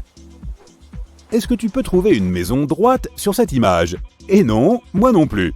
Toutes les maisons cubiques de Rotterdam sont inclinées de 45 degrés. L'idée était de tirer le meilleur parti de l'espace disponible. L'architecte néerlandais Piet Blom a construit ces maisons à la fin des années 70 pour qu'elles ressemblent à une forêt abstraite. Chaque toit triangulaire représente la cime d'un arbre. Les maisons ont toutes 2 étages avec une entrée au rez-de-chaussée, une cuisine ouverte et un salon au premier étage, ainsi qu'une salle de bain avec 2 chambres au dernier étage. The Boot, à Tasman, en Nouvelle-Zélande, est un hôtel qui semble tout droit sorti d'un livre pour enfants. Et il possède même des lacets. Il y a un escalier en colimaçon, une cheminée, une kitchenette et une chambre avec un balcon. Si tu te trouves un jour à Mitchell, dans le Dakota du Sud, ne manque pas de visiter leur principale attraction touristique, le Palais du Maïs. Les habitants de la ville étaient si fiers de leur prairie dorée qu'ils voulurent construire en 1892 un palais en maïs afin de montrer au reste du monde à quel point leur terre était fertile. Tu peux en visiter aujourd'hui la version reconstruite. Chaque année, lors des festivals, il renouvelle ses mosaïques de maïs dans 13 teintes différentes.